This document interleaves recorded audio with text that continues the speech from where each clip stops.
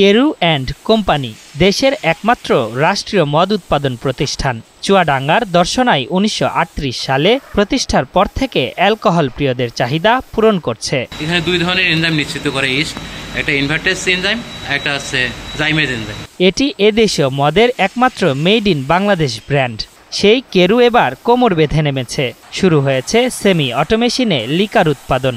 প্রতিষ্ঠানটির কর্মকর্তাদের দাবি, এখানে উৎপাদিত মদের চাহিদা দিন দিন বৃদ্ধি পাচ্ছে। এ ধারা অব্যাহত থাকলে আগামী অর্থ বছরের মধ্যে দেশের অন্যতম লাভজনক প্রতিষ্ঠান হবে এটি।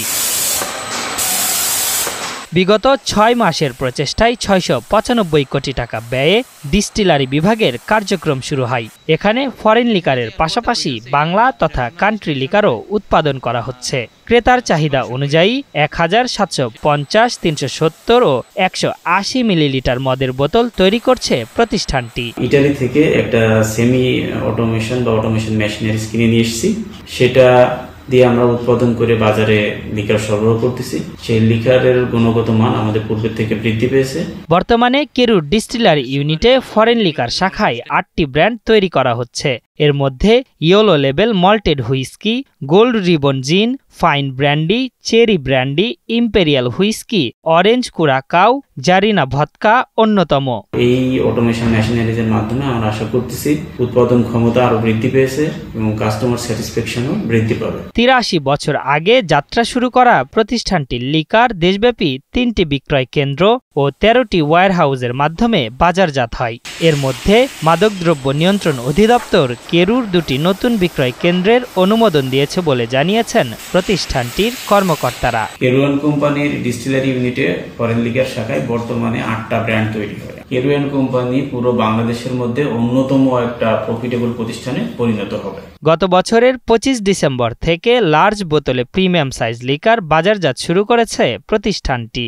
এমন নতুনত্বের মধ্য দিয়ে আগামী অর্থ বছরে কেরুর লভ্যাংশের পরিমাণ বাড়বে বলে আশা করছেন প্রতিষ্ঠানটির ডিস্টিলারি বিভাগের এই কর্মকর্তা। কেরু অ্যান্ড কোম্পানির যে মডার্নাইজেশন প্রক্রিয়া চলতেছে, এর ভিতরে আরো একটা বড় মডার্নাইজেশন প্রক্রিয়া আমাদের সদর দপ্তরের মাধ্যমে নেওয়া হয়েছে, প্রক্রিয়াধীন রয়েছে। এটা যদি বাস্তবায়ন হয় তখন আমরা হয়তো আরো বেশি প্রফিট করতে পারবো, আরো বেশি নিরবিচ্ছিন্নভাবে কারখানা পরিচালনা করতে পারবো।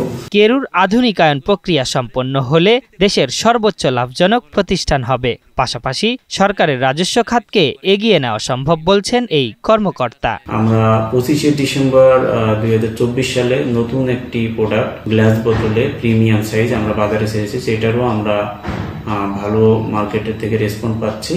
আশা করতেছি এই সমস্ত মডার্নাইজেশন এবং নতুন নতুন প্রোডাক্টের মাধ্যমে কেরু কোম্পানি আগামী অর্থ বছরে প্রফিটের পরিমাণ আরো বেশি বৃদ্ধি পাবে। ১৯৩৮ সালে প্রতিষ্ঠিত চুয়াডাঙ্গার দর্শনায় কেরু অ্যান্ড কোম্পানিতে রয়েছে ৮টি ব্র্যান্ড। অ্যালকোহল জাতীয় পানীয়ের পাশাপাশি ভিনেগার, হ্যান্ড স্যানিটাইজার, সার, চিনি ও গুড় উৎপাদন করে Carew and company. Ashraful Islam, ৭১।